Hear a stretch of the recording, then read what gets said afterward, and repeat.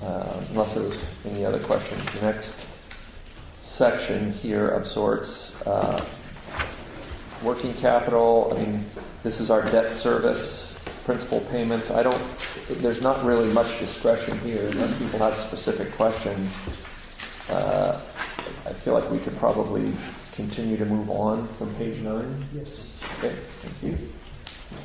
Moving into, let's see, page 10, the expenses of our, for capital outlays. We've already sort of discussed that. Again, anyone can jump in here as I'm moving through here if you have questions. If we're going to get it to it at the end, I just suggest if we're going to, the load centers is a big outlay. Maybe was doing 200,000, do a phased-in approach on that. Well, that's a good point here. These capital outlays obviously are different than what we saw earlier, and but they're on the project sheet. yeah, we can get to it at the end. That was just yeah. Let's get to them towards the end. If that's all right. So I think that will continue to move us through things a bit here. I was just wondering, there is another contingency in Yeah, there's a contingency in the facilities maintenance reserve fund and in the construction fund. 15 in the facilities maintenance and 15 in the construction fund. And that's pretty standard. We have to build that in for the construction. Mm-hmm. So we're going to talk about the ending fund balance when we come to capital projects. Yeah, I think that's the big number we're getting to here. If we moved on to page 12, I don't continue to see too much discretion or anything that the support staff needs from the commission at that point. Let me just draw your attention to line 8, the interest. That's where you really see the change in the results of Mark and Todd's work with the banks. Because you look at the 3-year history, 11,000, 13,000, 12,000, 100,000. The change. Yeah. Harris Fund. Okay, so operating expenses. Do we have? Again, there's not a lot of discretion here. What are we talking about with operating expenses? 1 FTE on page 12. That's no. Is that? Oh, no, lease revenue. I'm sorry. Yeah. If you look up at the top of here, it's that. Yeah. So again, any questions, they certainly can jump in here. This is all, page 13 also focuses on NOAA. Any thoughts about anything that's listed there? The NOAA pages all look good to me. I'm really curious once how the dredging goes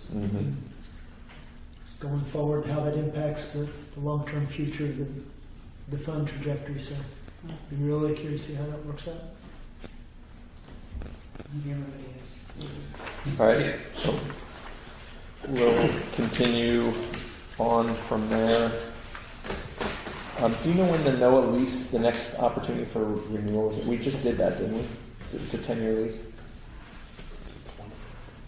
But, I mean, is I there? haven't looked at it for a little while, so I'm not sure off the top of my head.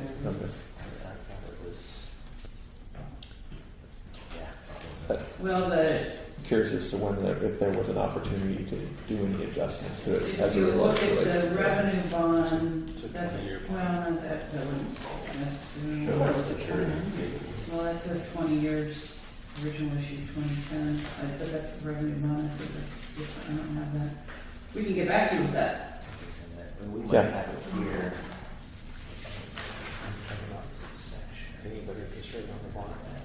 Yeah, or even working with NOAA on any kind of adjustments in terms of cost too. We're pretty much locked in for 20 years. Yeah, that's what I thought it was. Yeah. 20 years. Once we see how that dredging works out, I think that would give us a good idea of what the trajectory where we're at in that 20 years. And how much we would need to sock away. Project out what things are going to look like. So I'd be real curious once we can. I don't know if that'll be next year, the year after. We'll Hopefully get an there'll be idea. 3 zeros after. So it looks like 22 years. Where does that come from? For payoff date versus original issue, as it's paid off in 2032. How does that happen? hours before my time. Okay. But I don't mean to distract from here, but it does go to, it's an important number that we need to be thinking about now, because we're not going to get any more money from NOAA. If the port needs to start, again, squirreling money away for this, for maintenance dredging or any other things, you know, we're doing it now, but the question is are we doing enough? And I show that lease ending in 2031. The 20-year lease from 2011 to 2031. Well, that's something to keep in mind with all that too. Is Jim has brought up a couple times that they are in need of more space, and they've mentioned that a number of times. So we've got that property right adjacent to them, and so if the need became such in the future that they really needed it, we might have an opportunity there to revisit all that and say, okay, well, maybe if we build you a new facility right next door, you know, you might be able to capitalize on that chance. Renegotiate a little bit. Yeah. Yeah, there might only be 3 or 4 of us left on the commission by then, so. But you can also look at it when the lease is retired, that all that money is being paid off to that bond that comes to the port. And so that's pretty significant. That's why it's necessary to have that unending fund to make sure we can keep that building up to snuff after the contract is over. Let's keep rolling on here. Pages 15, 16, again, debt service, 17.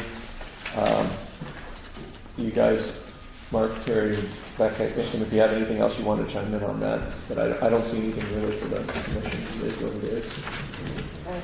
Yeah. Any of these available for refinancing or getting lower, renegotiating for lower fees? I know there's a couple of things in there too. For a while there, we did calls from KeyBank and other places. Right. But that's been maybe even 9 months ago. The last call from the lady there was that she didn't see opportunities at that time. And Right. would call me back if there was something coming up, and I haven't received any more. Okay. I haven't made calls either. I started getting KeyBank calls about the NOAA lease. We did, okay. Yes, I think she just shifted. Okay. But I involved Dave, I'm not going to remember his name, from SDAO, who is our financial, he's like our financial whoever of record. And he didn't feel like... Albrecht. Albrecht, that's Yeah, it, right, thank you. He did not, I talked to him in February when we were at that SDAO conference, and he didn't feel like, he's watching those leases as well, and he didn't feel like it was worth the investment that it takes to refi at the time. So I think that's another thing I'll add to my Apollo list to develop a relationship with him and keep in contact on that, because the bond markets are always changing, and you need to sort of keep after him to keep his eye on that ball, I think, because there could be opportunities in the future. It just depends on what's going on in the markets. So there might, but it doesn't sound like there's potential right now for us to realize. Good. Yep. So, yeah.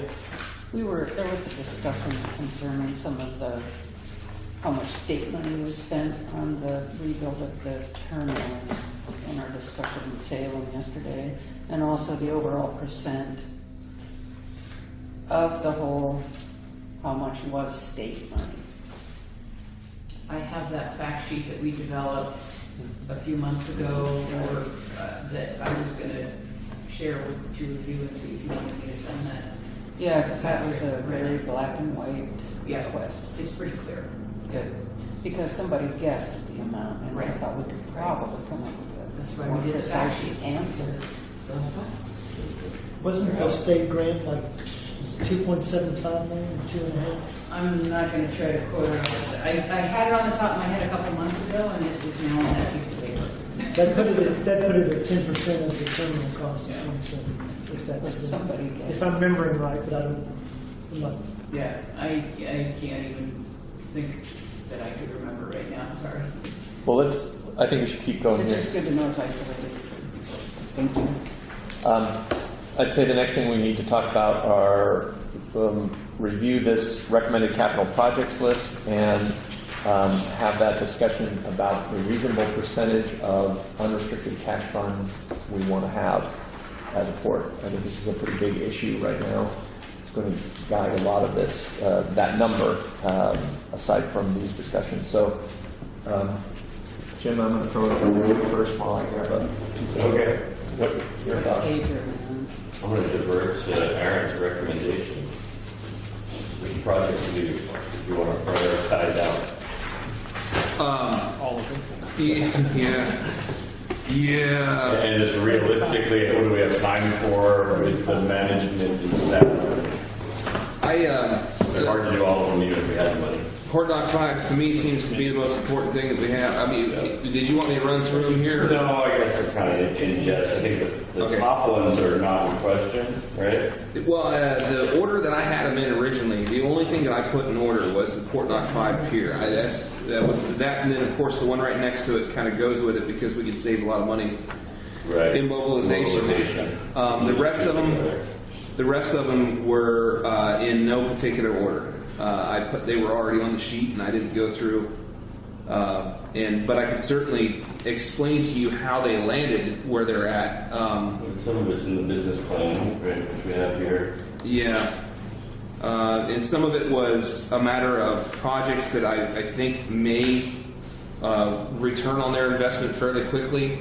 That's what the RV Park Annex was in there because I figured that it's possible we add revenue from that project. The phase 2 study of the Rogue seawall. Some of these are they're work that you do now so that we're not behind We're 3 or 4 years. Yeah. Would you say that the marina mitigation plan is not, and it's a small dollar figure? Yeah, I think that's important because the work that we do, this is another one of those that if you don't do it now, it puts you a year behind, and then when you add that up, it may be 6 to 8 years out before you can actually do the work if you don't start moving in some kind of direction right now. As far as it being $10,000, I mean, what is that? Is that a consultant?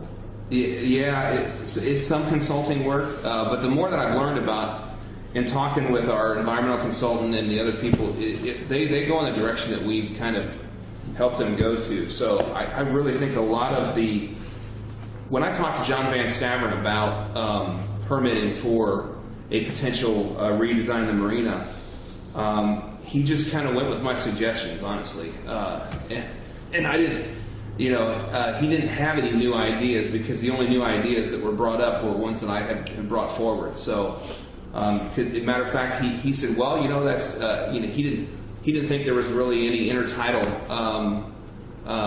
mitigation really much left in the estuary. And then when I pointed out to him a couple of my ideas, he said those are great ideas. We hadn't really explored those before. So this figure is based on talking with him and the amount of work that he would need to do to come up with a decent plan. But overall, a lot of this is starting to talk to ODF&W and NOAA and those agencies starting to kind of build some momentum in some direction that they're going to be okay with. So why wouldn't you put this in other professional services? Ooh, I don't know. That's Because it's part of the marina plan, I think is how because it's part of the project. It's the permit planning and permit application for that plan.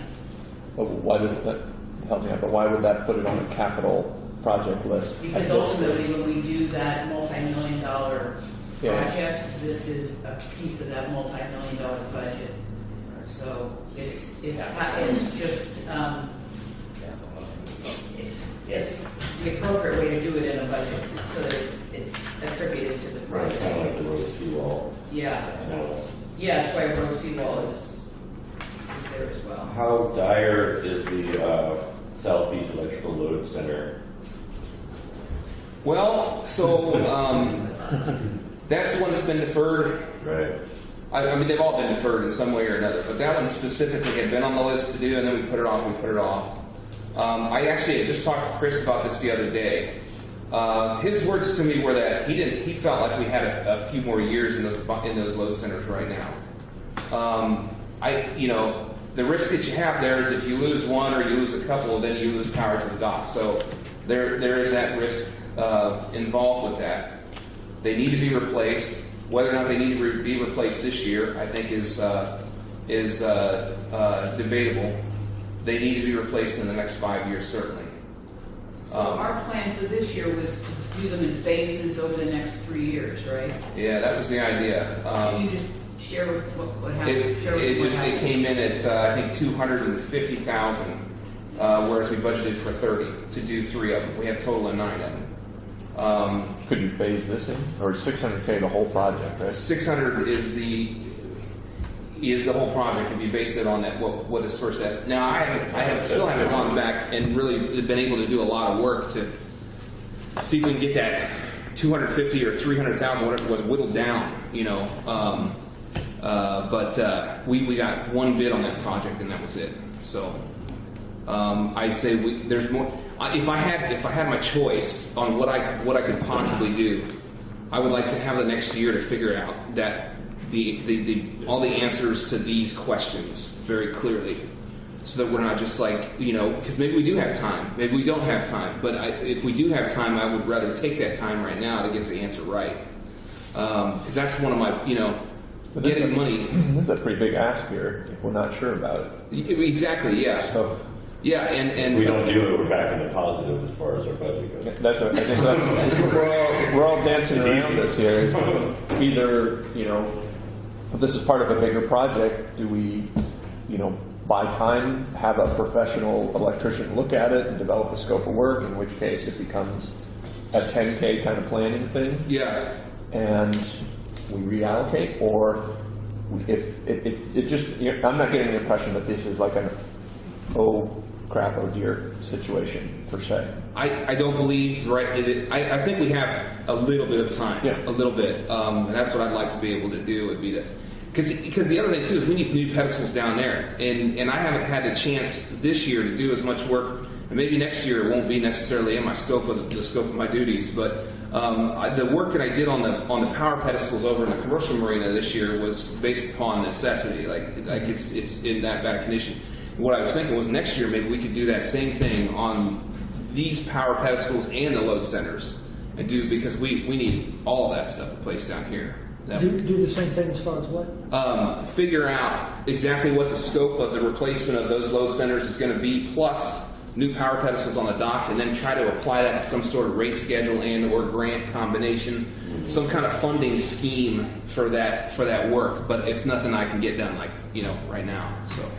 That's not at 50 PM. They are not, I don't believe. Well, So I just wanted to, on one thing, I just wanted to quick go back to this $10,000 for the mitigation planning for the marina plan. That's, if we're talking about a redo of the marina, I mean, that's a big discussion that we haven't even, we're just talking about it now. Yeah. We're talking about spending $10,000 that isn't even on the radar. I mean, that's potentially a $20 to $30 million project, and I'll look all the other four of you. I mean, it's going to take a lot of will and a lot of horsepower to even start that discussion, because that's not coming out of our pockets. Right. I mean, that's a bond. That's a bond now. So I just need to. I mean, we need to look at each other right now. So, do you want to start spending $10,000 on a potential bond measure that's going to come up in the next 4 or 5 years? And that's as honest as I can be. Because we're not going to get $20 to $30 million anytime soon. And are we? And how much staff and our money and time should we be? And I'm not saying it doesn't need to be done, but if we're going to be serious about it, investing this money with a purpose, we need to have a plan going forward, and not just saying, hey, but what if we do this now, and this is planning for 5 to 6 million years down the road. But when we get 5 to 6 years down the road, what are we going to do? I mean, how are we going to come up with the money to do it? And I'm not saying that we don't do it, but And at some point, we need to identify a feasibility study. Right. Like, Is it even possible to do what's that? the scale? Is the scale the pipe dream that is like the best thing possible, or is that just not realistic and there's somewhere in between where it's improvement? yeah, I mean, Right. I guess I don't know. I mean, because for years we've been talking about dock replacement, not totally redesign. Right. And that is, in my experience, that's much cheaper. That's half or a third of the cost of a redesign. And I'm not saying we don't need to redesign, but that's something we need to think about too. But you could look at this mitigate. I mean, my impression of the mitigation here was more in a general sense that we can develop an assessment of what we have and what the capabilities for mitigation are, regardless of which project we're working on. That's why your comments about, well, this is part of a bigger project, was a little unnerving to me as well, as opposed to, as a port, we have lots of projects that may necessitate mitigation. And we should see what is available to us and develop a plan or a bank or whatever, whether we use them for yeah. This broader. And that was my impression a little bit more, as opposed to us tagging this and saying, hey, this is the first step towards something that we really aren't ready today to bite. For what Walter said, we don't have it. I mean, it's a bigger discussion, and more funds need to be invested in developing the plan. I mean, we've seen what it takes to replace half of, or the entrance to approach to Port Dock 5. We're talking about redesigning the whole marina. I'd hesitate to put that in the public record here that says, well, we're investing 10 grand into the beginning of the public marina redesign process, per se, as opposed to, we know we need mitigation for lots of projects that might come up. That would be a good investment. And that could fall, like, it goes back into the professional fees versus a call out. That's kind of, I mean, to me, it seems like we had a lot of $10,000 professional service contracts already in there. It just seemed to lend itself more to that. I mean, I don't feel overly strongly, but it sure seemed to, it's about, like I said, what it costs for. It's less than the electronics, the computer program assessment. It's about what its HR or the communications director is. It's about what 2 or 3 of those other things. Anyway, sorry, I'm dominating. No. Jump I in. see your point. I definitely see your point.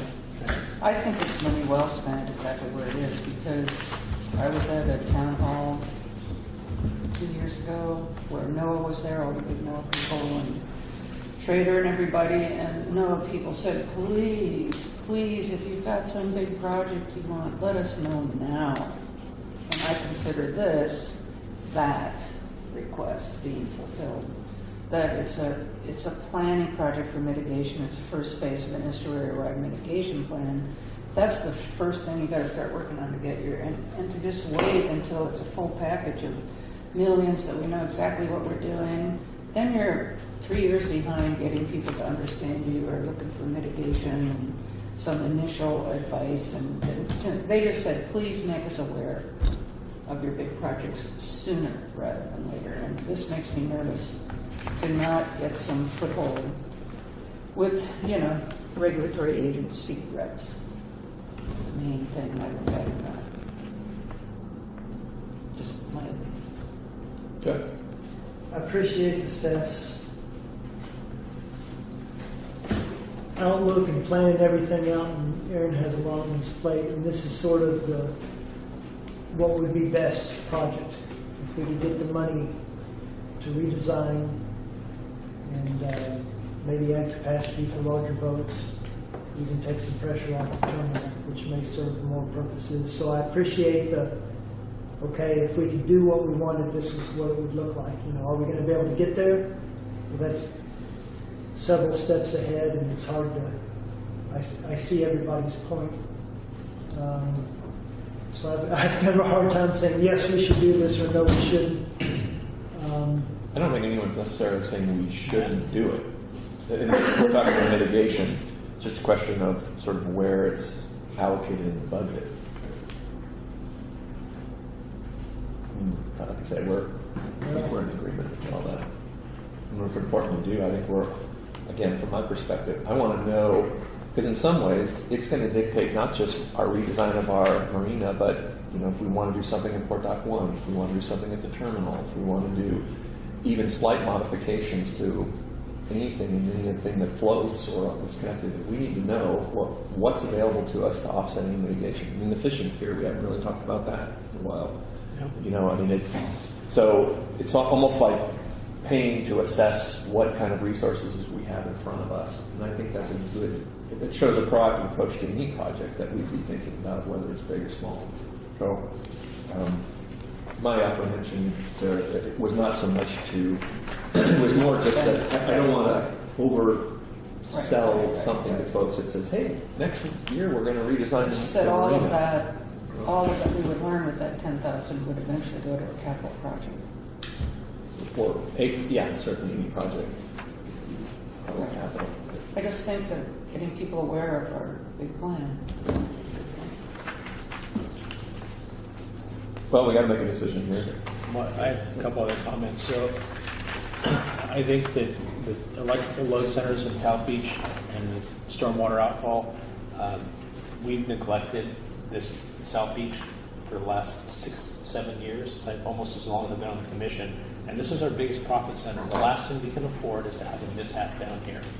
So even if we have 3 or 4 more years left in those load centers, I'd rather start replacing them now, because if the power goes out on those docks, we're going to lose that revenue.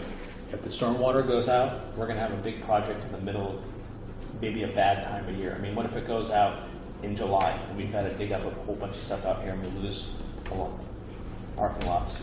And so I think we need to budget these so we can do them when we want, not when we are forced to do it, because this is, from our numbers, this is our biggest profit center. We need to start investing into this, and we can't have issues down here that is going to affect this revenue that we're making this budget on. Do you have a proposal for the load centers based on? Do it on a 3-phase, do it in a third now, a third this year, a third next year, a third the year after that. I just heard Aaron say he wanted maybe a year to plan that phased approach. Is that what? That's what I would prefer, yeah. And same thing with the stormwater outfall required. We got to do some.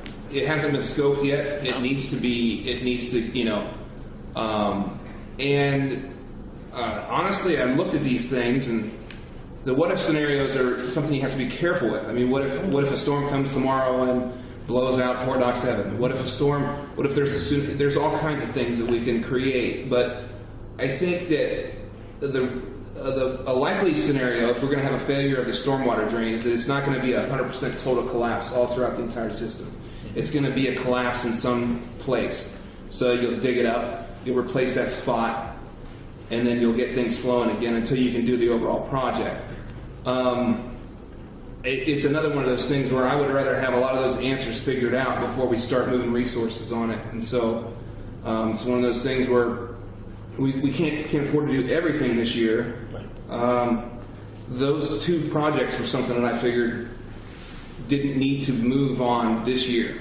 I figured it was better for us to take the year and learn more about them and budget for it in the next 2 to 3 years. And I still think that's pretty immediate. That's a pretty quick. I mean, we've put a lot of stuff off for a lot of years. So. Well, and this is our main profit center, and we've been taking profits out of here since I've been on the commission. So I think it's time we need to maybe bite the bullet and start investing in this place too. So I mean, it's funded a lot of projects throughout the basin here, and it's time to start reinvesting down here. So that's just. Is there other general maintenance that can go into the South Beach versus those 2 projects? It sounds like we're not really quite ready for yet, or in staff time, and it's a lot of money. But I agree with your point. The dock that my boat's tied up on is kind of squirrely right now. So there's other maintenance too that could be addressed. Yeah. Well, I mean, we used to replace a dock a year. We don't do that anymore. I mean, Chris used to, build up parts and we replace a dock every year, and that hasn't been done for 5 or 6 years. So yeah. So I mean, we're behind on that, and I just see the numbers that we bring in down here, and nothing has been reinvested. Maybe that's where the energy goes to, back to that kind of stuff, so we have a solid plan for these really big dollar ones. Would it even be realistic to accomplish these either of these 2 projects in light of the beginning of Port Dock 5 in the next fiscal year? Okay, you're talking the load centers and the other and the ones. stormwaters. Yeah, that's that's another. Yeah, like I said, that's even practical. That's going to be a big challenge because one of the things is like I said, in order to even scope the work out that needs to be done so that it can be bid properly, there's a number of steps that have to be done there so that I can learn enough about this. It's sort of like the rogue seawall thing. So can we, I'm sorry to pay out. I mean, it sounds like what we need to do is perhaps if we reduce these down more for engineering estimates and engineering assessments to give you the information to properly scope and bid this thing, that would be the initial investment that might make some sense now. I'd be a lot more comfortable with that, yeah. I don't know that I can deliver on some of that other stuff. No, that's kind of what I'm worried about. So realistically speaking, to have the kinds of studies done to assess the electrical load centers and the other peripheral things associated with that and the stormwater, if we were to, 10, 15 grand a piece? Okay, what did we do for the, what was the first round on the rogue seawall? That was a $10,000 thing, wasn't it? Yeah. Something like that. Yeah. I think 10 would probably, I think I could figure out what needs to happen for within that amount. You could work with 10. I think so. So what if we, 10 each, right? Yeah. What if we allocated 10 apiece for those projects for now to have a detailed, the scope of work would not necessarily, you'd require some work from you, but it'd really be outsourcing to others. So it takes a little heat off, shows progress on the projects, reduces our overall capital outlay so we have money for other projects. I don't think 10's enough for the stormwater outfall. I think that, because the $10,000 on the rogue seawall gave us a recommendation that For more work, recommended yeah. a $60,000 investment in a, we don't want to do two steps, right? Yeah, absolutely not. I think we'd be better off if we took a little deeper dive. We need to get that stormwater outfall scoped. We need to have somebody Yeah. run through that and figure out how far back the real bad sections are. Come up with maybe 50? somewhere around in there. You'll approve the 30 to 50 contract, close, so yeah. it's not like we're going to spend every penny of that. But I Let's get think an idea. What if we collectively, since it goes to an overall scope of the project, what if we did 60 for the stormwater and 15 for the electrical load centers? I actually think we Coming could go less. less on the load centers, and and I think that 60 would probably. So With an idea, I would rather not have to spend 60 to figure that out. no, but, the 60 for the stormwater. yeah, Oh, so 10 for the load centers and 50? I think that would work. Anybody have any issues with that? That will define scope, Yeah. right, and then so that's something we can get estimates on after that. right. Jeff, you okay with that? Yeah, so with what you learn with the load centers, that'll apply to Port Dock as well, right? The load center there. That's increasing. Yeah, what I would be doing down here would be to figure out exactly what kind of state these load centers are in, kind of get an idea how many years we got to deal with them before they're going to just be done with, and then what it's going to take to put new pedestals in out here as well. So I'm not picturing anything of that with Port Dock 7. This is more of just a replacement Of what we got here. new Yeah. equipment that's basically the same rate. That's what I'm picturing. Yeah. Load center replacement, you're going to be doing the same thing in 7 as far as replacing the load center. We're adding capacity at Port Dock 7 as well. We're adding amperage and capacity with what we're looking to do. You okay with the, Yeah. everybody good? Of course, we still have work to do with the whole capital projects. But I want to just keep I moving. think it's a good move. So we might as well look at or Walter, we kind of interrupted you a little bit here. Were there other comments you had? No. on Other items on the list? No, we go down this. I kind of skipped over, so my bad. Rogue seawall, the geotechnical study there, and so pretty self-explanatory, 60K.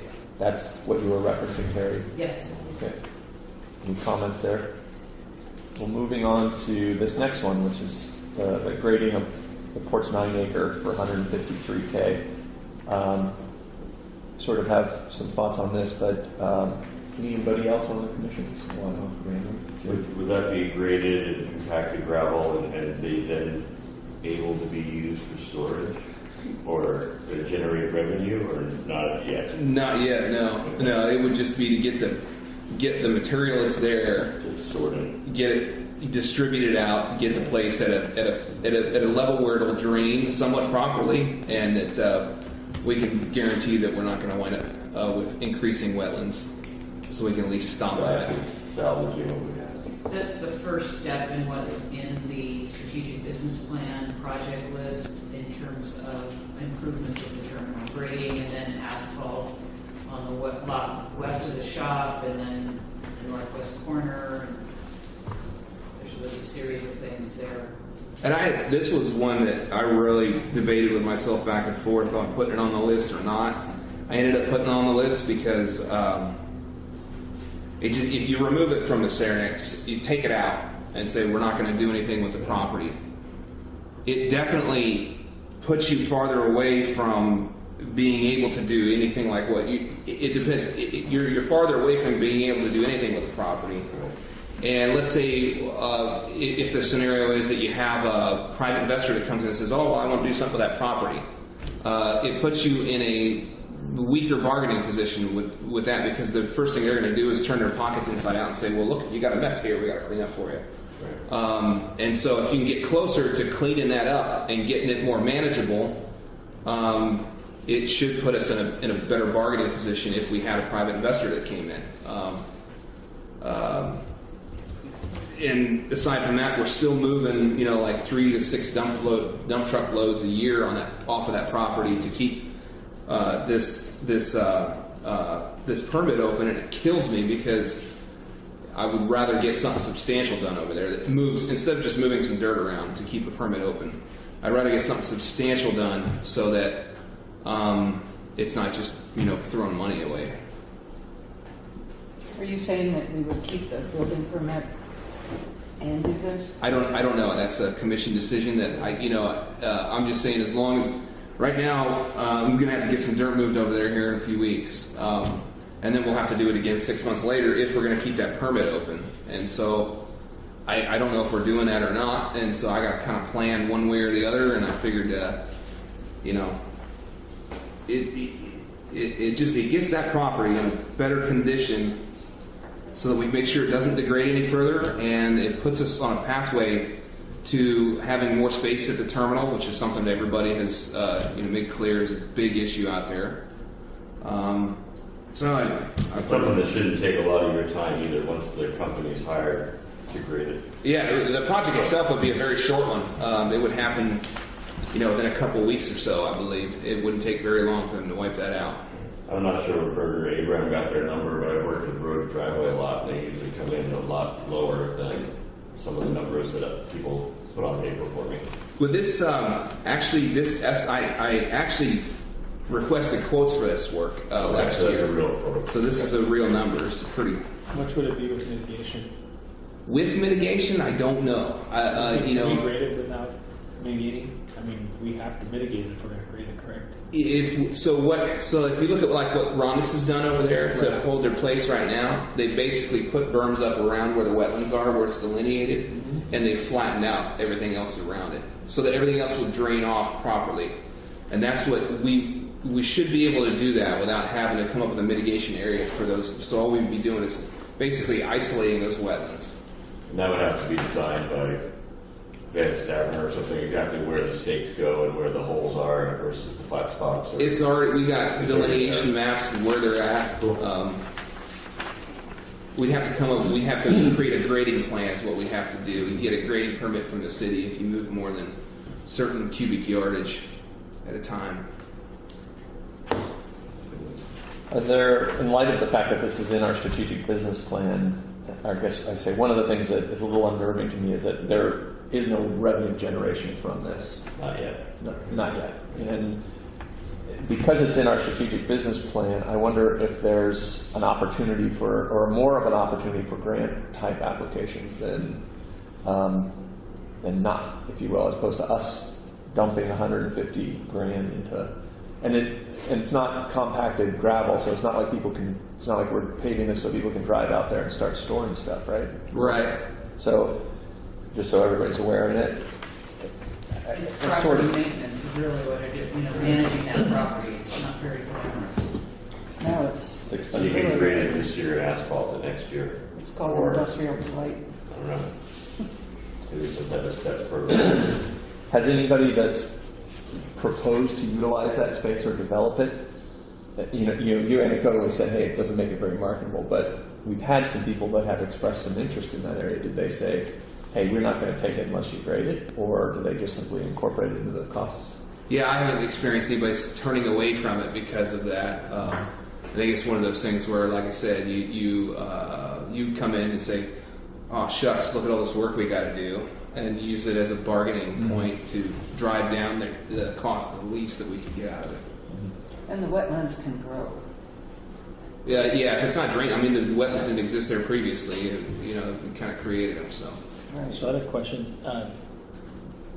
At one time, we were negotiating with Rondas to do the mitigation for that property, our property on their property. Is that gone now? I haven't had any discussions with them about that. I wouldn't say that it's gone. No, they're still interested in working with us on it, Well, I mean, on that type of thing. it's a So lot cheaper than grading it. We can get the mitigation done. I personally, I think we should. I don't think we need to do that. There's no revenue generation, and we've got 4. It was 2. Now we have 4 plans that we're going to be doing that are part of projects. So we're just starting 4 new projects that we don't even know the price tag on. And if we're going to talk about taking that reserve fund down to probably, I'm not going to try and add it up in my head, but under $1 million, that doesn't leave a lot left for these 4 projects we just identified that we're doing plans on. So, if we're going to be doing something out there on the 9 acres, I think that we need to look at what the truck fees, that could cover some of the asphalt relay that we talked about. And if we're looking at doing some storage out there, we need to maybe doing rates adjustments and saying, look, the storage rates are going up now, and this is what we're going to put something over there with that money. But to take $153,000 and we've got 4 big projects staring us in the face after we get these plans done, I don't think it's wise to do right now until we can identify an extra $150,000 that we can just take away from these projects we're identifying this year. So. I like the fact that it's a done deal when it's done. It's not a big project. And I just think that I'm really for this because it is such an ugly eyesore. It isn't the fact that it's an ugly eyesore that I want to spend $153,000, but it stabilizes the wetlands. It's a step in the right direction, and it would be its own got it done project. So what would it take for us to be able to lease storage there for 30 cents a foot or 31 cents a foot or whatever our new proposed rate is? well, we really it would need to get asphalt put on it. And of course, if you're going to go over an acre asphalt, you got to have storm water Yep. Retention. and everything else. So So it couldn't be gravel. Less you than can steel. so we're storing stuff on gravel, right? Right, that's what I was thinking. Over And actually- 4.7. That's the trick is to make sure it's compacted enough that you can drive equipment onto it. Because you could create wetlands just by driving on it, right? Well, yeah, and that's the thing is, we really want to make sure that it's graded out and it drains properly, so that we don't have any more of those issues. But I just, as much concern as there's been at space over the terminal, it drove me to look at this thing and say, okay, are we? Like I said, the cost of it right now at this, it's going to get more expensive if we wait. You still have to ask yourself, what's the cost of the wetlands that have formed there now? And because the property is costing us money leaving it in its current state right now. I haven't been able to have enough time to run down exactly what I think that number looks like, but the cost of the wetlands is the result of years of not having done enough property maintenance on it, or placing that material in a haphazard fashion so where it doesn't drain properly. It's if you're gonna have a 9-acre lot, the right way to do it is to get it to drain properly instead of to grow wetlands out of it. And so I figured it's a prudent thing for us to get that fixed, in my opinion. It's a question of whether or not it balances against whatever, other priorities you have, and that's the hard part. That's the key. That's the key right there. Yeah, what do you think, what would be your priority, Aaron, between that project and the one right below it? Which one wins? The RV park annex, Yeah.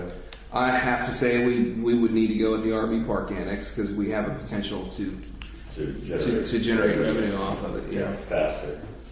But then I would also say that if we forego that chance to do this project in favor of that one, if we're going to do something on that 9-acre lot, like let's say next year we get a private investor that comes in, we would need to make sure that we negotiate so that we don't lose that money. Right. Because otherwise, if like I said, if they come in and say, well, shucks, look at this mess you got. We have to clean all this up. We have to do the work to plan a new lot, to regrade it and everything else. Then we've lost all of that money that we otherwise might have been able to get at a cheaper rate by doing it this year under our control on our terms. But in general, would you say if somebody has the money to develop that 9-acre lot, 150K isn't going to make or break their project? Yeah, it's not a huge thing. It's going to be. I mean, I think it would be a negotiating point for sure. Yeah. But it's probably it's not a huge deal breaker for them. It would seem like. Right, but it could. So that negotiating point to me is really important because if you wind up with a lease rate that's low and apply that over 20 years, the port loses. A lot of money on that. What's the likelihood of that happening in this calendar, this fiscal year? Yeah. I mean, there's been 40 acres out there for how long, and no one's come. No one's beating the door down there. And are we creating an expense when there's not a need? Yeah, we do get calls on that 9 acres. We do get calls on them, and it's tough when if somebody comes out and says, "Hey, I'm considering developing here." And I say, hey, look, here's our heavy industrial 9 acres right here. Look at what you got. And it's something that devalues the property. There's no question about that. Jeff? I like to defer to staff when I don't have a definite opinion otherwise, but the question is, can we pay for it? That's really what it is at the nut of all this. I don't think anyone's disagreeing with you, Aaron. It's just a question of why we're here, which is to prioritize some of these projects. And maybe what we need to do, if we can do this, if you guys bear with us, I think this leads to the next question we have, which is the real nut here, is what percentage of our unrestricted cash fund balance do we really want to retain? And that might answer some of this question. What we've already reduced the costs. Anybody have a calculator of where we stand right yet? What did you decide on replacing the 6 pilings? So it's 7. That's going to be 6 pilings are so. Item 1 was good. Item 1 was 2 was good. 3 in some form or another will be good. 4 was good. Okay. I think we reduced projects not listed on the next page. The electrical load centers to 10 and the South Beach stormwater 50. Right. And we might as well keep quickly going down the line. Anybody have any brief with the 65K addition into the pedestal fund, if you will? Well, I had a question. Is that supposed to come off of the new fees generated? Or No, that's the commission's investment into this project. Or Aaron, maybe I don't want to speak for you, but I assume that's what Mark. or Mark or anybody. That was my understanding of it. Right? What is this? So the commission's been setting aside $50,000 a year. This is the 3rd year. So as of July 1, there'll be $150,000 in unrestricted maintenance reserve fund that we are suggesting is used as the first level of port contribution to the electrical upgrades to Port Dock 5 and 7. In addition to that, because there was conversation at the last 2 commercial fishing user group meetings about what about if there's a spike in electrical costs, what are you going to do to our mortgage rate increases? That's another way we're proposing to pay for this. We decided that continuing to set aside money in that unrestricted facilities maintenance and reserve fund in the amount of $65,000 starting 1920 fiscal year for the next 3 years. That would bring the port's contribution to $345,000 for that $655,000 total project. And the incremental increase that the group agreed to at the meeting was 10%, and this is on annual mortgage revenue. So 10% the first year, 20% the second year, and 35% the third year. At the end of the 3 years, that would generate $271,000, I think. So you put those two amounts together, and we just about have enough. Yeah, that generates $271,813.10. And that plus the $345,000 that the port would have set aside and project to set aside would get us almost to the $655,000 total project cost. That includes a pretty hefty contingency built in of 25%, I think, for both 25%. port docks. So that's what that item is all about. So that was the minimum level of increase to the mortgage holders over here in order to get this project done, given the investment the port's making as well. That's correct. Given that $65,000. And that's a reoccurring $65K for the next couple of years. 3 years. 3 years. Just like so Great, it's, okay. it's just taking the 50 and Yep, continuing yep. but notching it up to 65 for an additional 3. Gotcha. Good. Any other thoughts? No, I think that's fine. I support that. How much are we saving on the South Beach change from 10 to 50, 60,000? 850,000 minus 60,000 is 790? Yeah. I missed that. How much are we saving on what now?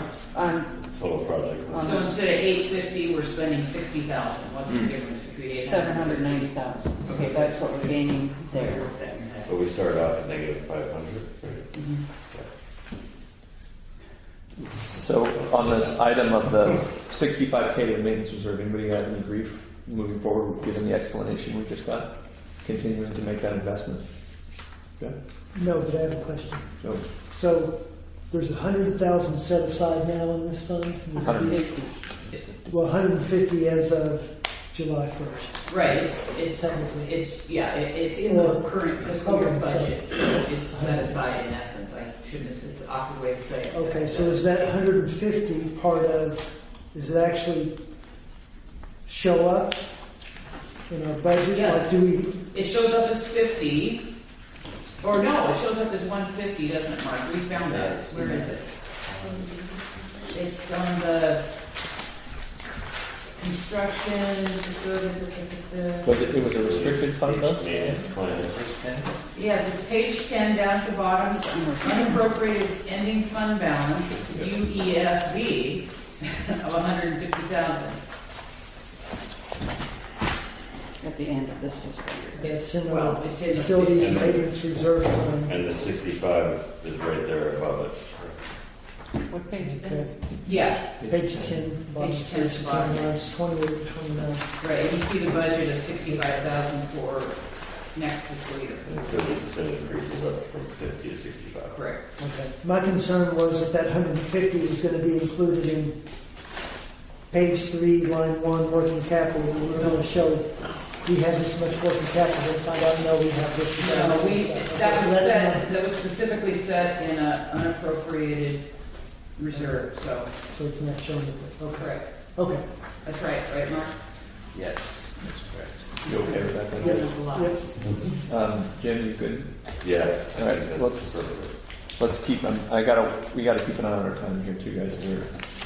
We have a little more to go here. So 65K is good.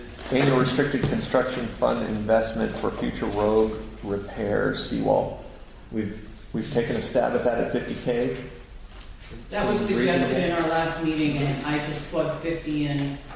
It's good. We think that project is gonna be, what is it projected at? 1.4 1.36 million roughly based on the first phase estimates. Now, when they do the second phase, that estimate is more than likely going to increase the cost of that project, but It might not. They decreased it last year. Well, let's not worry about that right now. It seems like 50K is something that the commission is willing to commit to it. And so if we do the math on the difference between the recommended capital outlay and what we reduce this to, what do we come up with? Did somebody do that? 463,000. The 153 is, I pulled the 153 off, the 120 off, so everything else, and then I reduced the other two. no, the 120 should stay on. Okay, 1910. So- 343,000. 343K. That's with the reductions to the load center, South Beach, and the stormwater, 10 and 50. Okay. So does that include the 153 or not? The removed it, did it? I'm off a little bit. Somebody who knows numbers, do we have an accountant in the room? I think, Total 310. recommended capital outlay? 310 with the RV. yeah, I want to know. 1,910,300. 1,910,000. And is that, Minus the 790. and the 790 is the reduction in the load centers, the stormwater, and does that include the 153 for the grading or not? Well, I just took it off the total. Okay, so if we did every project on here except the reduction, the load centers, the stormwater, and the grading, we have a total capital outlay of 1.9. No, I kept the 153. All I did was take 790 off the 2,000,007. Well, it's 193 with grading, and somebody can math that out. 153. Yeah, if we got rid of 153 from the 1.91. What is I've that? got 1685 I don't know. Okay. with it, and Without it grading. just has no grading and updated other numbers. Okay. Perfect. 685, is that what I you got got? 1.757. I would look backwards from -5. I just took the 153 off of the 1910. If we didn't want to do that. Or no, I would add Go with Terry's I would one. add that. What were the numbers for 5 and 6? The numbers for 5 were 10. Oh, I'm sorry, 5 and 6. We're gonna. 5 is 0, Yeah, Here, and 19256. 6 is 120. 19256, is that what you got? I have 1.685. My head hurts. I just started with new numbers. I went All right, 1.2, 120. so you got 1.910300 with grading, and what was the number without? 19256. 1685000. All right. So That doesn't make sense though if we're subtracting it. The 19 is including it, and so you want to subtract the 153 from the 1910. I don't know where you get 19. all right, we've got top people on it over on this side of the room. They've got their phones. I'm not one of them. They're, They got their phones. These guys they're are commencing deciphering over there, Jethro. I was watching Terry do her math, and I think she's off. Yeah. Yeah, it doesn't make sense. So we started with 2.628, and if you Hold on, subtract. we started with 2.7. Well, that includes the capital equipment that is not, we're not talking, we already approved the capital equipment. So I'm just talking about the capital project list from staff and the commission, which is a total of 2.628. And if you remove 153,000 from that, you have, it's not removing enough because I gotta recalculate those other numbers. Anyway, you get 1.685. Yeah, that's what That's, bad, got it! Okay, check the double check. Yahtzee. 3's the charm. So I went about it a different way. I looked at the, That's Mark for you. sorry, Was I this took Common the- Core? I took the Why are we taking? appropriated ending fund balance of a -500. That's the way I did it. He worked it. Yeah, and I took off 590,000 for the South Beach electrical load centers. And We took stormwater. off Yeah. 200,000 for the stormwater. I took away the 153,000 for the grading, and I got 438,601 in the positive for ending fund balance. Okay, so that's a better way of looking at it, thank you. So the ending fund balance, if we did all that stuff, was without grading was what? 438,601. But if we 601. add 50,000 to personnel services, we're going to come back down 50,000 from that. So we're at 3. Oh gosh, I don't do math in my head. Well, wait a minute. Now, let's we got to make some assumptions because we've juggled some things around too with contingencies and stuff. So let's hypothetically say your number for doing all of these with the subtractions we've made initially would leave an unrestricted cash fund balance of 438. Right. 601. And if we were to do the grading, what would that leave in our? If we did the grading, that would be 285,601. Okay, so I think just because we have to have a starting place here, Yep. so the question is what percentage of a leave in that unrestricted cash fund balance? What was Todd's recommendation? I have it here someplace, but 90 days. it was more than that, wasn't it? Does anybody recall? It was 90 days, wasn't it? I remember For cash on hand, I believe it was right around that. It was right around that mark. The recommendation, I think everybody's coming is 1.2, 1.5 million would be a good number to be. Right, and this is under. If we did that, yeah. Where does the commission see? I mean, my gut feeling is I have So to we're look supposed at to be it. aware, and with all of this adding and subtracting, we are, We're way on. what? We're at 285,000 and we want 1.2 million? So that was Todd's recommendation was 1.2 million. That's Right? striking. Well, right now we've got what 2 point. Oh, beyond the- we've got 2.2. 2.250. So the question here is, first and foremost, as I see it, is the commission comfortable enough in utilizing those funds, which we're going to need to do regardless. But how far down do we go? If we have a recommendation from Todd of 1.2, personally, I'm hesitant to go any much below that. But where does everybody else? Because I think this is a little bit of a precedent setting for us and the court staff going forward, so that they can not put forth plans that they know aren't going to be acceptable, at least within reason.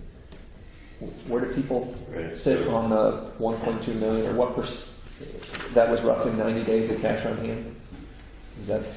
We'd have to cut everything except for the Port Dock 5 project. Roughly. I mean, not to be exact, but pretty close. Basically, yeah, that's pretty much where you'd I have mean, to. that's where that would bring us to that. Or Remember, I think there's opportunities in materials and services without cutting things. I'm not suggesting cutting things to the quick so that people don't have some flexibility to deal with issues. But one of the things we talked about, Aaron, was really ratcheting down on spending if we were going to take that increment for mortgage away from revenue and put it over here for electrical, that we were going to have to really put some handcuffs around spending so that we don't create a gap, right? Because annually we've been doing cost of living increases to our rates so that we can keep pace with cost of living increases with our expenditures that naturally occur. And if we're taking that entire 10% off, for example, then we can't create new gaps, and so we haven't had the time to comb through some of these things where we feel like we may have represented a couple things incorrectly in materials and services. So I think there's some room in there. I'm not an advocate of cutting things to the quick and not giving people the opportunity to be able to be flexible and take care of things, but I still think we have a history of being pretty liberal in that area with our budget, and I think we could tighten some things. So is it something that, gosh, and I hate to diffuse a little bit of our conversations because I think this has been really good. Can we, at the risk of trying to do all this in front of us all here, if as a commission we said, hey, listen, we need to retain 1.2 million based on the recommendations of our outside person. Staff, can you guys go back and see how many of these capital projects can fit into that based on some of the gerrymandering that we've just given you going through this? Is that a reasonable approach at this point? I mean, I don't think we We're can not gonna come solve up with $1 million.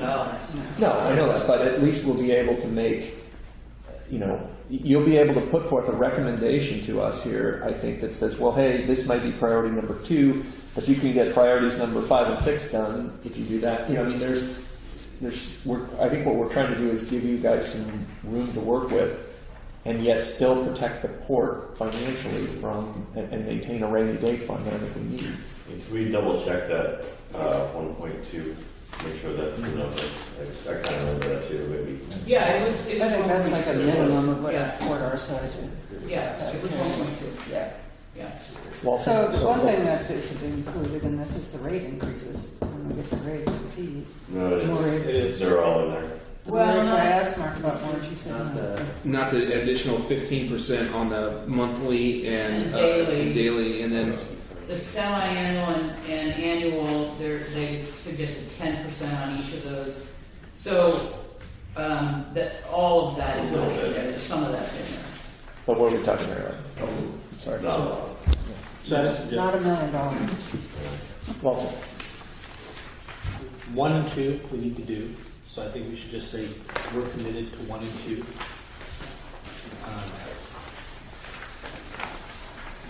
We have a potential increase in rates in the commercial marina suggested by the user group. We take that and make that the contingents. The 65,000, whatever that is, whatever that increase that they asked, that they suggested, we put that in there and we match it with funds out of the budget to make it 65. Does that make sense? So whatever isn't covered in that Whatever isn't- 65 by mortgage. We're suggesting an 8.2 or whatever in the commercial marina. They suggested a 10 and a 15. So whatever that increment would be that isn't budgeted for, we would incorporate that into the 65 contingency in here and then make up the difference. Does that make sense? If it doesn't come up to 65, we make up the difference, but that way it's always going to be 65.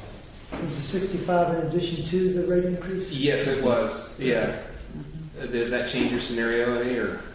Well, I asked if that was off the top, but so that is included in the fee increase? No. It's the fee increase and the 65K that Right, makes no, what I'm it saying full. is, we have another fee increase that is being proposed by the Yeah. commercial person as user group. And we take that extra increase that we hadn't accounted for and put that in the contingency that we're I budgeting. got you. So that And then we match that, whatever that shortfall is, we match it out of this budget to make it 65. is that the weekly, monthly, Yeah. semi-annual change. Because it's more than what we had figured for in the budget already. Yep. So it's just trying to make up So that might space, go down but to- we haven't accounted for that yet, but we have the potential to have it. And we use that for this contingency to make this number. Am I confusing people? No. So I guess And that I would personally, I think that project number 6 and number 4 should be the second priorities, and if we can do them. And the only reason is we need to do the road, we need to take care of that lease, and the annex has the largest potential to create increased revenue in the shortest amount of time. Is there opportunities for this kind of plans, grant opportunities for the planning stages for development of an RV stuff? Potentially. I mean, it seemed like that was a real viable. We have a grant writer. Yeah. That's part of the challenge right now, so there's. But it's a very fundable, or historically it's been a very fundable project through the state planning grants. No, we did this, we did all this other little money. But in general, planning grants are. Yeah, but I'm not paying for it, not paying for it out of pocket. All right. Well, I mean, I think to That's Walter's just- point is that the reality is we don't have we spent a lot of time discussing this stuff, and we probably put the cart before the horse a bit. And I'll apologize for that. So again, I think what we're saying is, again, back to this contingency number, are we comfortable enough saying that the number that Todd generated as a recommended number for cash on hand is what the port should be using, and funds over that are what are available for these capital projects? And right now, we don't want to see us dipping much below the recommendation from what Todd had said. Is that what we're, as a commission, saying? It seems like that would be due diligence on our part. Are you very comfortable with, or are you guys comfortable with that number? Or you thought about that number, like since? The 1.2? Yeah. Yeah, that's like just a minimum requirement for a Yeah, I think that, I'd like, personally, I think that is as low as you could even want to. So we need to work, I agree with you, we need to work backwards from that number and make that our minimum. And Jeff, looks like you wanted to. I've got two thresholds. One is if we have to use matching funds for a grant, and if we don't. Like we wanted, and Walter's made this point before, and I agree with it, that you want money in there if you ever needed to match a grant. Now, once you've matched the grant, maybe you go a little lower than you would if you didn't. Yeah, that would be the next question. Is that would be on a case by case basis if we had an opportunity, Yeah. But not budgeted for. but not budgeted for. You know, the staff would come to us and say, "Hey, we want to dip below that 1.2 number, whatever it is." Because you got a chance for, in this case, Port Dog 5. Yeah. If we weren't doing Port Dog 5, then we wouldn't want to. Yeah, we wouldn't want to. That was, I think, one of the reports that would be, don't do much of anything if we're not doing 4.5, And let the bank grow. and hang on to it. I don't think anybody in this room kind of looks at it. We want to do these things, but you don't want to go below the 1.2. So I'm trying to figure out how to pull a rabbit out of the hat, and nobody really should. That's the trick because that was honestly when I first made the list, the 1.2 was the figure because that was where I started at. So some of these other ones, this greater than 9 acre lot was obviously one that I was like, I better put it on there. But in any case, the additions though, this is what. So we could go and do that, but then we could come back to you with a list that still winds up pulling out priorities that you otherwise want put in there, and then we could wind up going right back around that conversation again. Well, I think we have to stop at some point. I mean, you guys have got to get rolling on a budget, and I think that. I'm sorry, Terry, I didn't mean to interrupt you. No, it's all right. I interrupted you, but I'm really, I want the commission to stay focused on what's in the proposed strategic business plan in terms of the capital improvement list, because this is what the public looks at in terms of where we're headed for the next 5 years as a commission, right? And we can revise this year to year, and the only thing that we're committed to doing in 2019 is that terminal plan, which even though there's funds budgeted for it or recommended in this estimate here, I think this is something, it's an action plan that the staff does, and maybe, I'm not quite sure, but how we pay for all that work. But, you know, these projects have been identified and cost estimated, and most of them are in the 5-year window in terms of completion. And so we just need to really think hard about what are we going to start planning for. As to Walter's point, you're teeing yourself up for 1, 2, 3, 4 new projects with, you know, scoping and planning for these things. And so I want to be consistent with this plan. I want these budgets and this plan to be reflections of each other. And or we need to adjust. Yeah. I think it's. Well, I think we will be, right? Because these have these 3 to 4 year windows. Yeah. So we gotta keep moving on here in our meeting here. I think what we've done is we've given the staff the recommendation and the prioritization from the commission here is to work within a 1.2, confirm the number from Todd's report, but roughly speaking, is it 1.2? It is definitely 100% certain. Work backwards from 1.2 on funds available to accommodate the capital projects that we've sort of identified here. And if that's one project, so be it. If you feel like with the other changes that we've recommended throughout this budget, that there's more flexibility within the budget, you know, the efforts that we've went through for here are at your disposal to work within this budget and come back with the capital project that we can afford and any other machinations that we've gone through on the other sections of the budget. And I think that's the best we can come up with for right now. It should give you guys enough direction going forward to piece together something a little more realistic. And when do you want us to come back with that? How's tomorrow? No. No. Regular meeting. That was my summary right now. Does anybody disagree with that course of action? I'm trying to summarize everybody's thoughts here. I just want to follow up on Terry said that we wanted to definitely reflect the 5-year business plan. Well, So that's, then we have one project, and we have one project reflected in 5-year business plan, and all the rest left too. That's what it is. that's what it is, yeah. Everybody else feel comfortable with that I guidance mean, what do going you forward? think, Terry? It's like dump everything but one project because that's all we can get done this year. How does that? Is there negative connotations to the 5-year plan that the public is like, you're kidding me? That's all you're getting done. You've got $27 million here that needs to be fixed. I think it's all about how we present the information. Walter? So I just point out that regardless of what's in the plan, it's all based on whether we have the money to spend. I mean, it doesn't matter what's expected of us. They can't expect us to, spend ourselves into debt. So I mean, it's great that we have the plan, and that's what it was always pointed out to. It's a plan. And from the previous one, it said, regardless of whether or not it's priority 1, 2, 3, or 4, if the revenue isn't there, you don't do the projects. And, we can explain ourselves all we want why we're not doing it, but if we don't have the money to do it, we can't do them. Yeah. And Port Dock 5, that's a big chunk.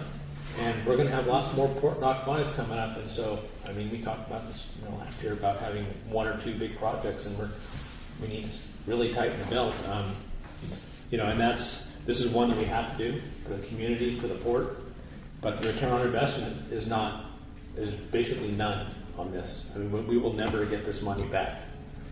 And that's what my other matrix, figuring on these other 2 that I said were possible doing, number 6 and number 4, is that those are based on revenue creation. And then if we don't start looking at revenue creation, we don't get to do any more. We don't get to do any more things on that list. So that's the other 900-pound elephant or gorilla in the room, is it? Well, I mean, yeah, it's a good point that we do have, we're hoping there are opportunities for additional revenue that'll come up, and that could change this. But I think your points are well taken, Walter, that strategic business plan is a guide. It gives us 5 years to get it done too, so we don't have to take it all now, predicated on the availability of funds. I think prioritizing Port Dock 5 shows people in Salem and in DC that we're serious about this project, and we're all in on it. And I think the port has what they need to, I think, at least initially, to move forward with another thought on the budget based on some of the changes we have. So I think in the interest of time, we really do need to keep rolling, unless somebody has anything else they'd like to comment on more. Just the one thing that Terry brought up, the one thing that's really not called out in the budget that we are committed to is the NIT plan. So we need to call that out somewhere. It's only at $15,000, but that's the one thing that is set with only that 1-year window in the business plan versus all the other ones have a multiple year window. They just have a big consolidated with Port Dock 5. Yeah, whether that's, again, a capital project or a professional services, or whatever you're going to do. Fit in with those services already. And there really might be something to be said for when somebody looks at our budget and sees Port Dock 5 is our highest priority. That's a statement as well in some ways. It means we're being fiscally responsible, we're finishing through on a big project. And to those people, state and federal folks that are going, are we really serious about this? Yeah, we're going to commit $1.2 million to this. This is probably the biggest outlay of port funds since the terminal, I would guess. So, okay, can we keep going here very quickly? Hopefully.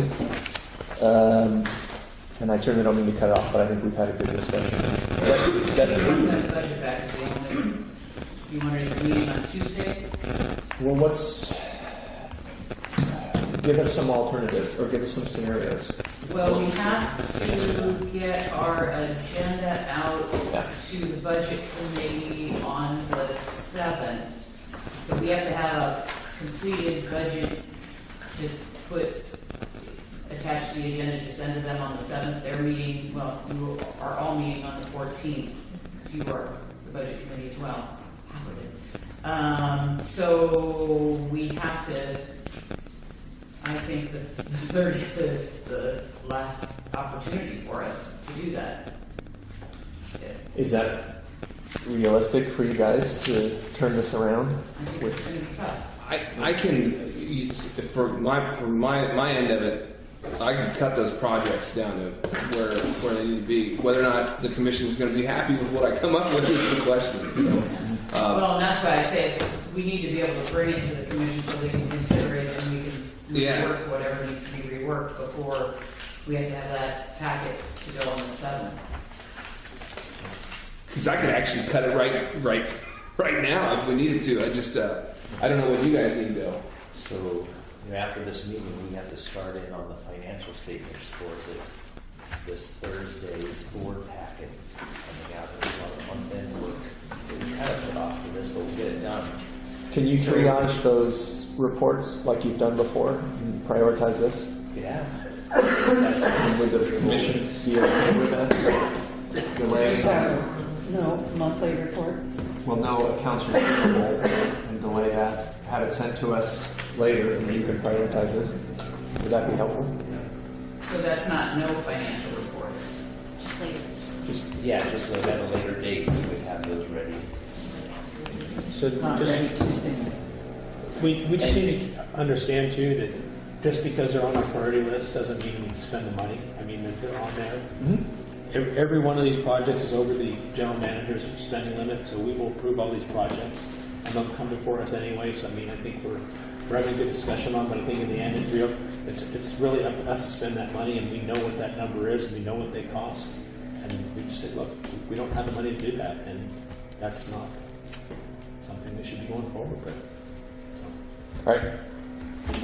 You have a direction that seems reasonable. So now we're back to the 30th with the delayed financials until when you have time. And do you guys think that's realistic to present us with another budget version?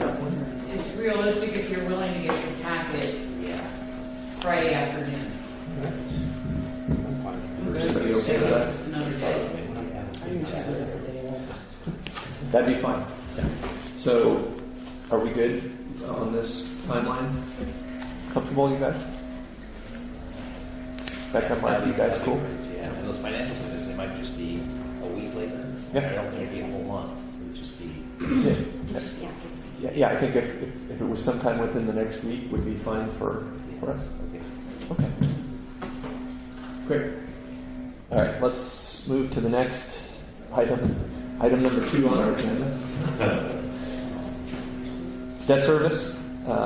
Did you guys? That's all what we looked at. Debt service resolution. Oh, we're on resolution setting rates and fees is the only thing we really didn't look at. Thank you for saving me on that.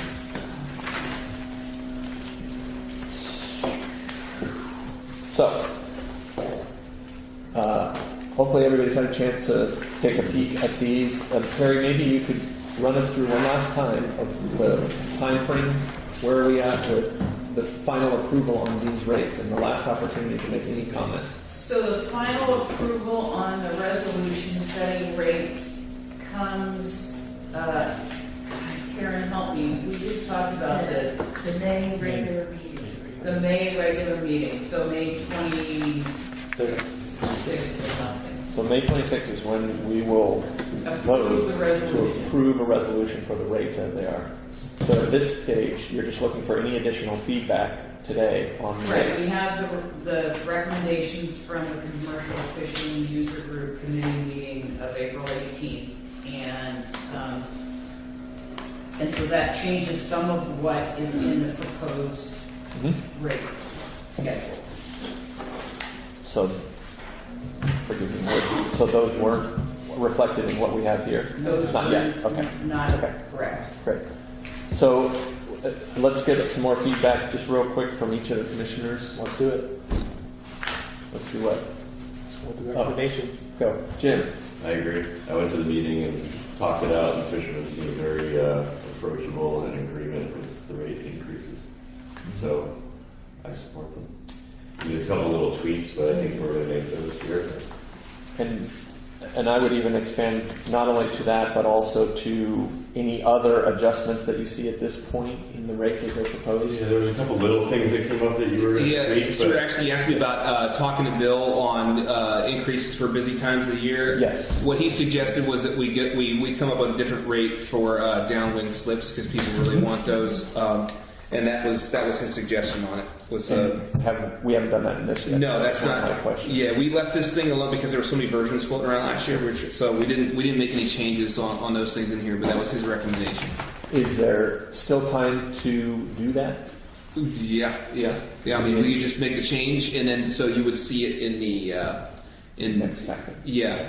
I'm just thinking in terms of people that are coming. I know sometimes people book things in advance. That scheduling of things is still going to be acceptable if we make that kind of. Bill said he'd be able to do it. He'd be able to make the Great. changes in Hercules. Are we And, talking 5%? I think that's what he was recommending. Yeah. Just so you guys, I don't know if you're aware, there's Additional. slips out here that are a little more valuable because Yeah, of no. where they're located, and we weren't charging. We're going to charge Bill's suggestion, which I think was a great one, was to charge a premium for some of those spots since everybody wants them. So all generate a down. little bit more. And the downwind slips would be more expensive. That's right. And they would still be effective October 1st. That's The right. rest of it. Yep. December. Great, thank you for that, Aaron, Uh-huh. for following up on that. Jim, I kind of interrupted you. Initial thoughts, and then if you had any off the top of your head changes that you wanted to see. No, I kind of looked at them. I went to that meeting and mostly listened, but I think I do not have any specific changes. I did highlight some stuff, but At this nothing that I point. just spend time with right now. Okay. Jeff? It's cost extra time now, however. For full disclosure, my father-in-law owns 2 commercial vessels that I manage to do services. They are part of the class, therefore have a class exemption. So I will participate in the discussion and future votes. So Heather did say that she's gotten some other feedback, just some concerns. That is a big step in an increase for the 70% or whatever it is for the mortgage. And one thing I had thought about was, do we want to off-peak rate? One thing I was thinking is if we go with, if we have I think it's a proposed 55 cent per foot North Commercial and a $1.35 per foot terminal per day rate. The bigger the disparity gets, the more incentive there's going to be to try to fit big boats in at Port Dock 5 or 3. We're already this week side time at Port Dock 3. And so, in trying to think like a business, during off-peak, you often don't want to run away business. And you definitely don't want to try to overburden a dock that's already turning away people. And I think most of the revenue is during the peak times when Distant Water Fleet's here twice a year. From what Heather said, I wonder if it would be worth a further conversation about that rate, and if there needs to be, if we want to look at even advantageous from both the boat perspective and the port's perspective, an off-season and a peak season rate to terminal mortgage. So is the comparison that you're talking about, is it a comparison on the day? It's the 2 daily rates is what you're talking about? Yes. Yeah, okay. Do you think there'd be a chance, would any of those boats go and try, because if they could get the monthly rate, that was another one that I considered, is if they're going to be here for 4 weeks, 30 days, they might get that, try to get that monthly rate, which is an even wider gap. Which, if you're if you're having a tough fishing year and you're looking at where, if you're like us, looking where you can cut costs, like, well, I could say 1,000 just not fitting in there, but then your side time and other boats are coming in, there's no spots, and then the port could potentially lose money. So I kind of hate to throw a wrench in the works at this point, and I do think I agree with the high raises. I agree with a high increase. I just wonder if we need to follow up with Heather on it. So yeah, that would. So let's say if you're a 70-foot boat, that works out to be, like you said, it's about a $900 difference in price if you were for the month. If you were to go from terminal rate and be able to try and squeeze in down at Port Dock 5 if there was room there.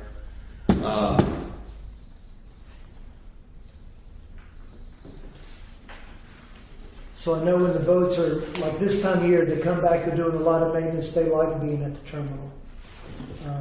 Because there's a lot they're working on, they're right there where they can drive their trucks up and whatever work's being done and transferring the equipment and stuff. But there's 4 boats. Once the Pegasus gets back, there's going to be 4 boats that deliver in Newport through the summer that are big, usually go to the terminal. So it seems like the question at hand is do we want to develop 2 rates, an off-peak or a peak rate for the terminal? Is that what's... That, or even something to be aware of if the problem arises. Does it need to be revisited? And I believe that, isn't there a sort of a disclaimer that What page are you on? the port can... Port can direct, yeah, it's I think it's on 28 maybe. Or did we pull that out? Is it in there? Is it on there? Doesn't the rate sheet have a disclaimer that the general manager of the port reserves the right to...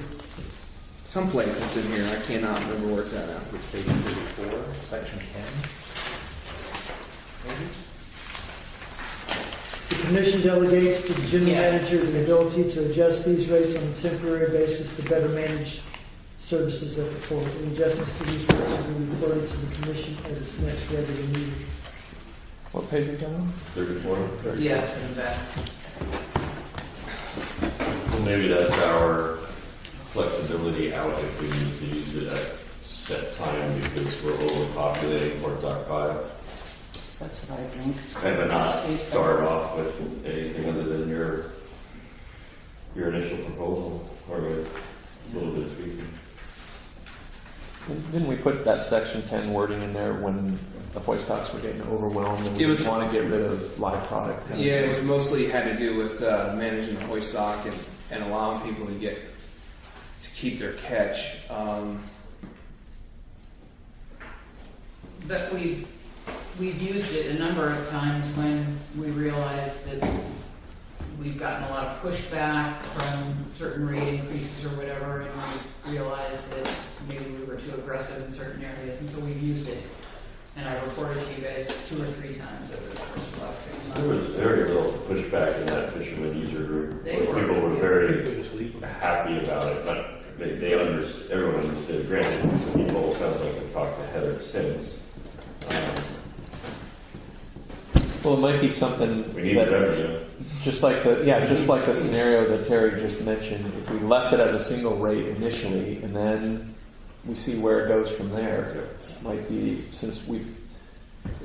the best course of action in the short term, especially in light of the kind of capital projects, like you said. You got to get it from someplace. That was my thought. It was, and I certainly don't want to minimize the impact of increasing rates on people's business, but at $900 a month, it really depends. I mean, how close to the margin are you operating?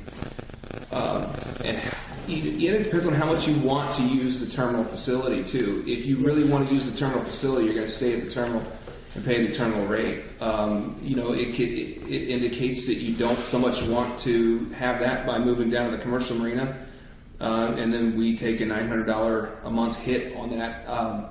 But hell, we have space problem in the commercial marina. So we increase those rates.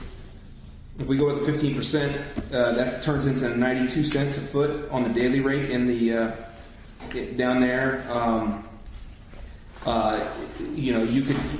You could either adjust one rate down or adjust the other one up. Of course, you adjust the other rate up.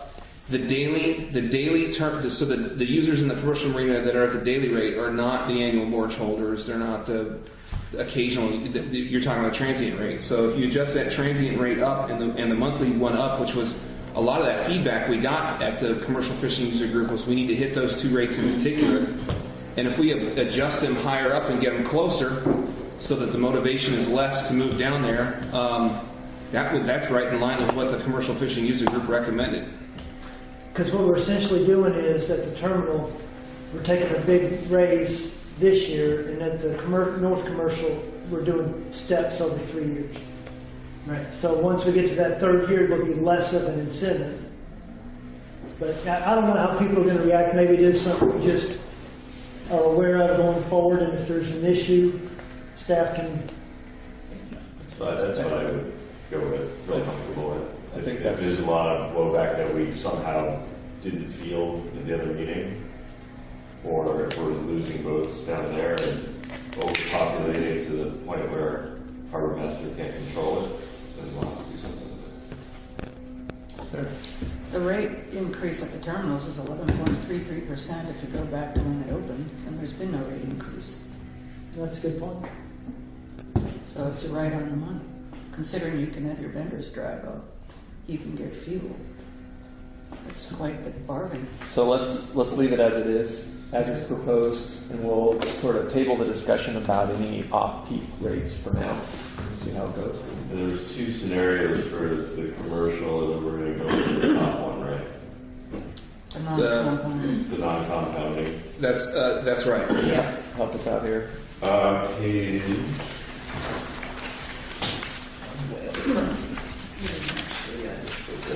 Sorry. It's on There was page. actually a slide on page 20 where that Aaron presented options for the mortgage Yeah. increases to fund the electrical upgrades.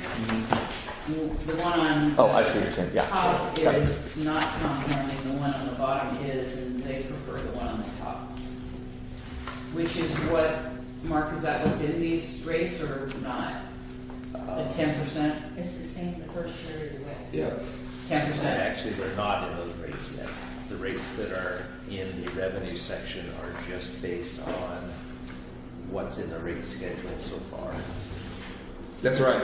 We still have to put these into, Okay. because we haven't made any changes to the rate sheet to prevent Okay. people getting all confused about things. So does the rate go for annual to 20% then? Adding 10% to 10%? It goes to, so if we're in year zero right now, I So would it's call it, page 27. I just had it. Okay. Oh, God, where did I go? Anyway, so all of those increases that you see in the second column, so there you go. In the cumulative percentage increase, it's based upon where we're at in year zero, which is right now. So year two would be a 30% increase off of this year's So that rates. first 10% is in here. Off on of the this, annual. yeah, off of this year's rates. Right, and so that, this year's will change on semi-annual, calendar month, and daily. Have yet to be changed. That's right, yeah, because we haven't implemented any of those recommendations. But the 10% annual change on our rate schedule right now reflects that 10% more? So is it just on 10% annual either way. mortgages is the question, because Right. that's already been increased by 10%. Right, so But is it on all commercial mortgage rates, 10% for the electrical upgrade? Oh, I follow you. So these percentage points are based on revenue, mortgage revenue, period. So you can't to break it out into what we would need to do is increase our revenue from mortgage by these numbers. How we get there, in general, it could be applied by a 10% increase across the board for all three different rates. Or whatever the percentage, year two would be 30%, and year three would be 60%. Sorry. In year 2 it'd be 20%, in year 3 it'd be 35%. But if you did that across the board, then yeah, you should achieve those. But it's a forecast, so it depends on how people move back and forth in those rates. If somebody switches from if somebody switches from a monthly to a semi-annual, for example, it may affect you, but reasonably you should be able to budget on that. So, with that said, the grayed out area for commercial marina moorage rates on page 27, we have 4 different percentage increases for the 4 categories. So, based on the projections that Aaron has put forward for the electrical upgrades, each one of those 4 categories should be increased to 10%. And then based on the recommendations of the Commercial Fishing User Group Committee meeting, the daily and the monthly should be at 15%. And the semi-annual and the annual at 10%. That's correct. Yes, all that's correct. So that's the numbers year 1. Those would be the numbers you're Right. I think that's what the fishermen expected. not Yeah, I think so too. Another 10 on there. I just think it's really confusing. Yeah. So we'll see those rate changes on the next revision of this Sure on as the heck 30th. will. We can always say, hey, they got a reduction for the monthly. So I think we're on the same page with those. Jeff, did you have other comments at this point? Only Rates? one, and I didn't finish listening to the Commercial Fishers Users Group. I understand there was a conversation about the $7 an axle and. Right, that's what I had a question on too. So then, because it was the Pacific Seafoods meal plant. that Yeah. Spoke up about that. Did you have a discussion with them yet? No, that's something we're going to have to negotiate with them in the longer run, in the longer term, because there is a mechanism in their lease for us to be able to charge. It doesn't specify what the fee is, but some kind of fee in order to pay for maintenance of their He was just trucks. pointing out that some of the trucks come from the bayfront, and there's 4 exchanges before they actually. I mean, they're going back and forth a lot more than just like the squid. Because Well, with the leaseholder, that would be with fit squid, in. he just charges them when they're leaving loaded. So I Because think it's the in, out, but the meal plant is in, out, and all around. Right. There's a lot more steps. And I think the discussion and where we ended up after that meeting was that the rate of $7 per axle per truck would apply to non-lease holders. Right. Anyone who was a leaseholder would have the opportunity to negotiate with Aaron based on the volume of trucks and the intricacies of their business logistics in terms of frequency. And it's a class 6 or higher, so that. Right, and it evens excludes it a out. lot of the smaller trucks. Mhm. Yeah. Trailers. Fishermen with their pickups and their trailers taking down crab Yeah. pots aren't going to be dinged. How practical is it to actually keep track of that? I mean, if Don's on a crane, who's watching to see trucks come and go? Well, here lately, Annie's been out there helping out, doing that specifically. But it's one of those things where, so the question is who's loading the truck? Should be us. We're going to load all those trucks. So when the forklift operators finish loading the truck, I see. ding, there goes, however many axles they got. But overall, actually it's been even better than that because we've been using bills of lading is what we've been doing. So there's a paper trail for every truck that comes in anyway. And in the long run, I think that's about the better way for us to do it. Because then we'll be able to capture freight deliveries too. So when somebody gets a pallet or 2 pallets of crab line delivered down at Port Dock 7, we get a copy of the bill of lading and we charge them, for shipping. So Okay, so it's reasonable. I think so. So in the revenue estimates, there isn't an estimate yet for the fish or the truck toll for next year, so that would be an additional revenue stream. I didn't have anything to base it on, so I didn't put that in there yet. So, the only thing I would say about the leaseholders and the truck fee is that we need to take into consideration that we haven't been collecting it for a long time. We might need to collect a little bit more because it's getting bad over there. I mean, there's some pretty deep holes, and they've been the sole user of that facility for almost the last 15 plus years now. So all that wear and tear is there. Bad on us for not collecting it, but we need to. Is that the meal plant you're talking about? Yeah. Yeah. Well, it changed hands. Yeah. Well, I mean, it's. you buy a new house, you're still required to fix the parking lot. So, yeah, it's, There was a little pushback there, yeah, I know, but it's, which of course. I was out there the other day and there's some pretty deep potholes out there. You know, if they've been the sole user, regardless of who owns it. Potholes in the road in and out, or? Just along the surfaces in there. I mean, Yeah, take a ride out there, and there's some pretty deep ones.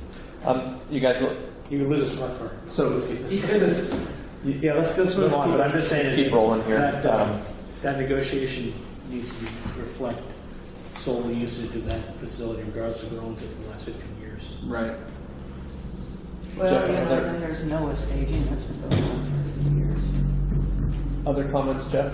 No, just thank you for the approach in working with people and looking at increases that are needed, but working with users. Thank you. Sarah, Yes. what, any other initial comments? No, I think it's on been that? well vetted, and it was my only question was the access. Okay. Since I'm next in line, I will also try to go quick. You were going to look at this fuel surcharge, which, again, I threw out an arguably inflammatory number, but I just was curious. I want to formalize something so we don't, this fuel charge isn't just predicated on an anecdotal story about something years and years ago. Did you have a chance to chat with other ports, it sounds like? Yeah. I know you mentioned it, but can you give us just a real quick summary and what's where we stand with that? So I talked to a couple of different ports, and I also talked to a fuel distributor that's outside this area to try and figure out what's normal elsewhere. And yes, the Port of Brookings charges 8 cents a gallon. Coos Bay charges a penny a gallon, and Port of Umpqua charges 2 cents a gallon. And then at that point, I stopped calling around because I ran out of time. So there's definitely, and in talking to fuel distributors outside the area, they said it's normal to have a fuel surcharge. So that's not something that they were. He said, "Yeah, absolutely. That's what everybody does, pretty much." So I think it's normal to have a fuel surcharge. It's just a question of, I think the most important aspect of this is to bear in mind that it's a consumable, and so as a consumable, it can motivate people's behavior in different ways. They're more willing, for example, to change locations to get it at a different rate someplace where you don't have a fuel surcharge, and that's the main thing. But my recommendation was to leave it flat where it's at. And that's based on just That's what user group recommended. well, yeah, that and if you look at these other rates, we're kind of in the middle. We're in the middle ground there. There is some other.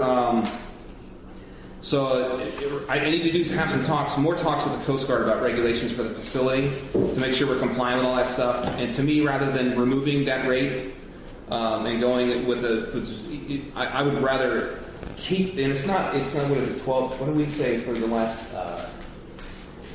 8,000, just short of 9,000. That's the annual average over the last 5 years, $8,000. So there are requirements on us for the facility to be able to have fuel there. It's not something that gets transferred all over to Carson just to do it. There are other administrative requirements, and there may be coming down the line additional regulatory requirements for us.